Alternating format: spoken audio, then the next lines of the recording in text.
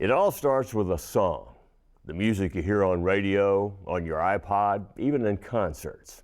Nashville has become known worldwide as a mecca for aspiring songwriters. And the Bluebird Café is famous as a music room where songwriter dreams might come true. Nancy Hoddinott takes us inside the Bluebird to discover the roots and magic of this landmark in Green Hills. It's an odd sight to see people standing in line outside of a restaurant in a strip mall. Is this your first time with us? It is. All right, well, welcome. We're glad to have you guys. Great to be here. And even more unusual to know that people call ahead. Okay, great. From all over the world. All right. Just to get reservations here. Check. Yes, there's more to this restaurant than just something good to eat. Well, good evening. Welcome to the world-famous Bluebird Café. Well, you say that you're surprised to find me lonely. After all, it seems like years we've been apart.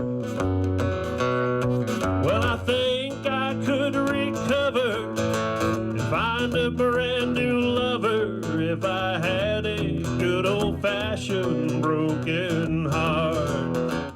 It's amazing when you realize the level of international talent that has graced the stage of the Bluebird Café. But the real story is what happens right here in the room with the singer-songwriter himself or herself.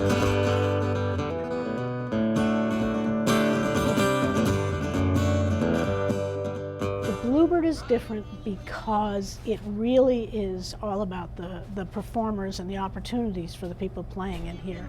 When I ran it, or the Songwriters Association now that they're running it, if they wanted to make a bunch of money, this is not the way to do it. But we are all about helping songwriters. Amy Kurland opened the doors of the Bluebird Café over 30 years ago.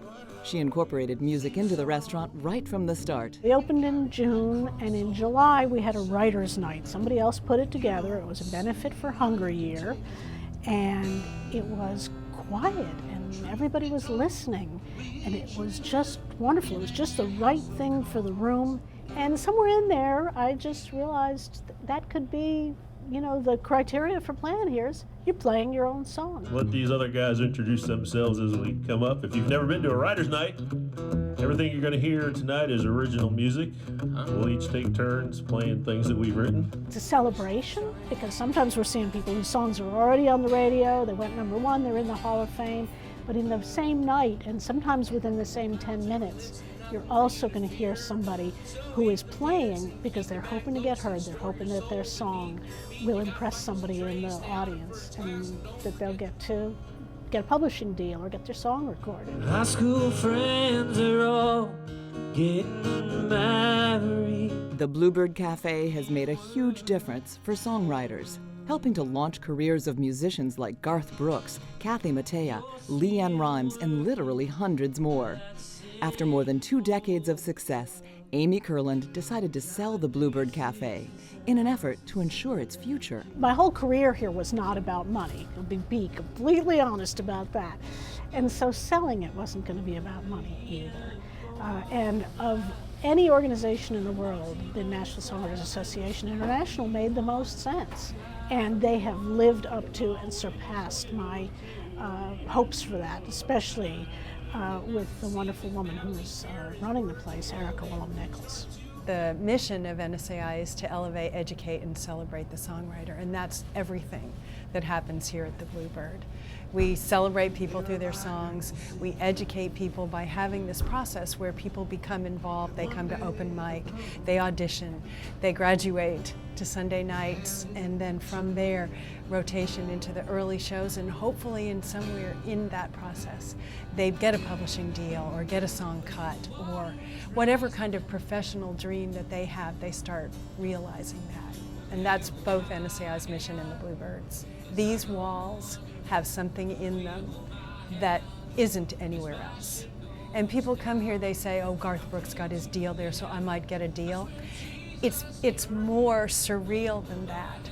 It's the years and years of songs and people's hearts on their sleeve that I think people want to touch when they come here. There can be nights where the whole entire room is crying crying.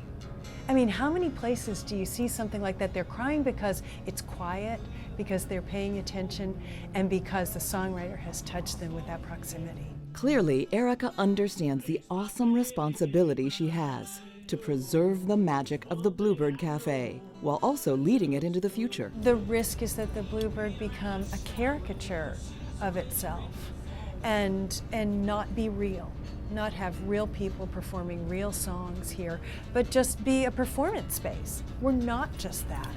We're so much more than just a place for people to perform. Fortunately, the Bluebird Café is a lot more. It's a dream made real by Nashville songwriters and real people like Erica and Amy, whose love for music comes from the heart. Time and a place where I can free my soul. You have no idea how much I wish that I could play an instrument and sing, and I cannot. But I love music and I love musicians, and if as a career I got to have part of what I did contribute to people making music, to getting a publishing deal or a record deal, that is incredibly satisfying. It gives me a tremendous amount of joy. Here we go.